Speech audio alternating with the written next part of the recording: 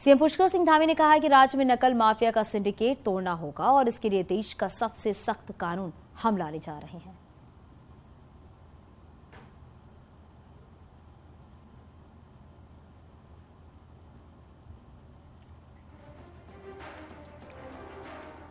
Dehradun one विभाग के कार्यक्रम में सीएम पुष्कर सिंह धामी पहुंचे, जहां सीएम ने भारतीय वन सेवा संघ के वार्षिक अधिवेशन का शुभारंभ किया है। कार्यक्रम में वन विभाग के अंतर्गत महत्वपूर्ण विषयों पर चर्चा होगी। इस कार्यक्रम में विभागीय मंत्री सुबोध उनियाल सहित वन विभाग के सभी अधिकारी मौजूद रहे।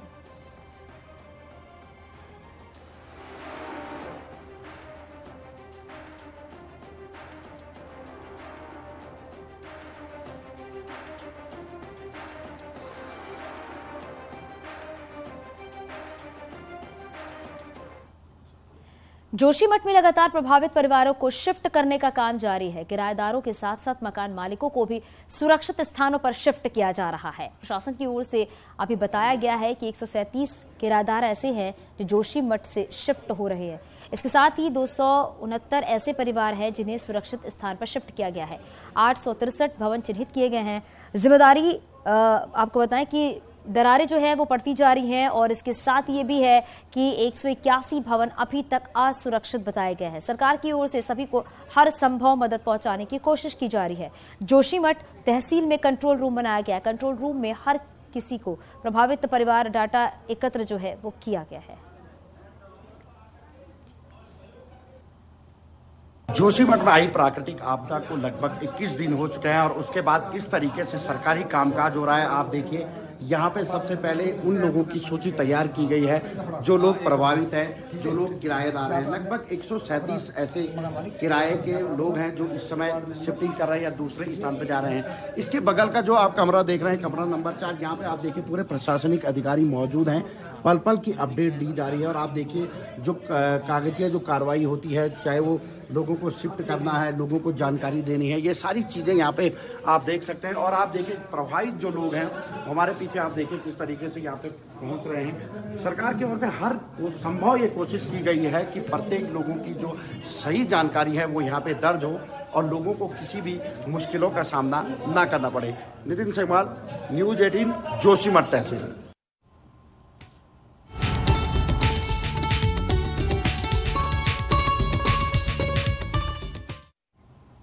हरिद्वार में हर की पैड़ी पर मौनी अमावस्या के दिन यानी कि आज स्नान करने वाले श्रद्धालु बड़ी तादाद में पहुंच रहे हैं। माघ महीने की अमावस्या को मौनी अमावस्या कहा जाता है और इस दिन मौन व्रत धारण करके गंगा स्नान करने का विशेष महत्व माना जाता है।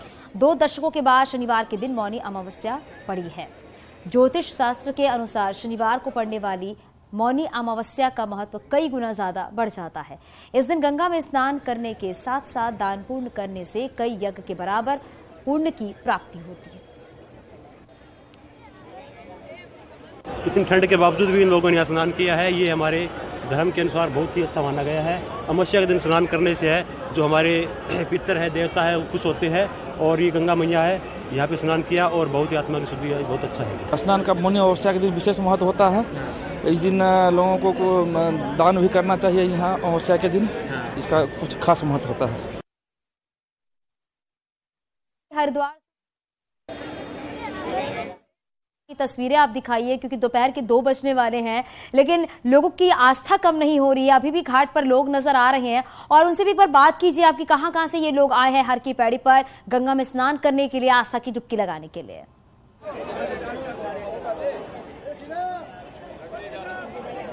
जी बिल्कुल, हरिद्वार में हर की पैड़ी पर अगर बात करें तो श्रद्धालु जो है दूर दूर से यहाँ पर पहुंचे हुए हैं। दिल्ली, हरियाणा, पंजाब, राजस्थान जैसे राज्यों से यहाँ पर श्रद्धालु जो है आमतौर पर पहुंचते हैं, लेकिन क्योंकि आज मौनी अमावस्या का दिन है तो मौनी अमावस्या पर श्रद्धालु जो है दूर दूर से पहुंचते हैं। स्नान की तस्वीरें हमने आपको दिखाई, कितनी बड़ी संख्या में, बड़ी तादाद में लोग यहाँ पर पहुंचे हुए हैं, गंगा में आस्था की डुबकी लगा रहे हैं। लेकिन क्योंकि मौनी अमावस्या पर, जैसे पहले भी हमने बताया था कि आज जो पितृ हैं, जिनके जो दिवंगत पितृ हैं, उनकी मोक्ष की शांति के लिए, उनकी कामना के लिए भी जो है आज जो है विशेष पूजा अर्चना यहाँ पर की जाती है।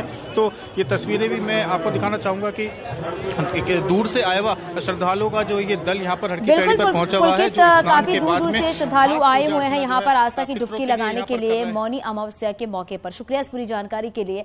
अगर आप नैनीताल में बोटिंग करना पसंद करते हैं तो ये खबर आपके लिए है। अब नैनी झील का सफर महंगा हो गया है, जिसके लिए आपको अब दोगुना पैसा देकर ही नाव का आनंद मिल सकेगा। आप ये रिपोर्ट देखिए।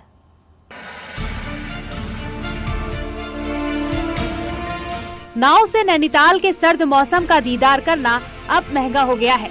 इस कश्ती के सफर के लिए अब जेब को और ढीली करनी होगी। पहले 210 रुपए नाव के किराए को बढ़ाकर अब 420 कर दिया गया है, तो वहीं झील के हाफ चक्कर का 160 से बढ़ाकर 320 कर दिया गया है। 10 सालों के बाद बढ़े नाव के रेट का असर पूरे देश के पर्यटकों पर पड़ेगा, तो वहीं नाव चालक इससे काफी खुश नजर आ रहे हैं। हम टूरिस्ट वालों की पॉकेट्स पे और लोकल लोगों के लिए सभी के लिए नुकसान है, मतलब उसको भारी पड़ेगा।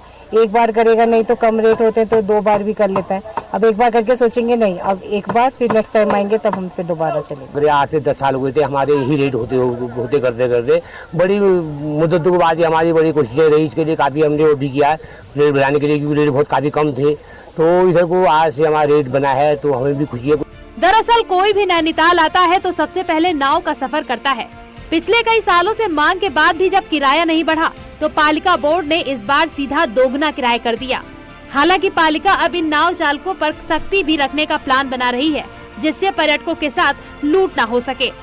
चालक की ओर से काफी बार हमें आवेदन दिया गया था कि जो भी हमारा शुल्क है उसमें वृद्धि करी जाए, तो उनके आवेदन को देखते हुए नगर पालिका बोर्ड ने डिसाइड किया गया है कि जो इनके अभी शुल्क लगता था उसका दोगुना हम करेंगे। हमने टिकट में ही मेंशन करता था कि पूरा राउंड यहाँ से तलताल से मलताल होगा, मलताल से तलताल होगा तो उसे मेंशन रहेगा। बहरहाल नैनीताल की इस झील में कुल 312 नावें चलती हैं और अब इन नावों का सफर दोगुना हो गया है। अगर आप नैनीताल आ रहे हैं तो इस बार आपको नाव की सवारी के लिए जेब को और ढीला करना पड़ेगा। न्यूज़ 18 के लिए नैनीताल से वीरेंद्र बिस्ट। कोटद्वार पहुंची विधानसभा अध्यक्ष रितु खंडूरी ने जिलाधिकारी पौड़ी आशीष चौहान के साथ नदियों पर बने मोटर पुलों का निरीक्षण किया है। दरअसल नदियों में हुए अनियोजित खनन के चलते कुछ काम पहले सुखरौ नदी पर बना मोटर पुल गिरने की कगार पर पहुंच गया था। समय रहते पुल पर वाहनों की आवाजाही रोक दी गई है, जिसके बाद पुल की मरम्मत की गई। प्रशासन की ओर से अब नदी किनारे सुरक्षा दीवारें बनाने की योजना है। इसके साथ ही शिविर चैनलाइजेशन का काम किया जा रहा है।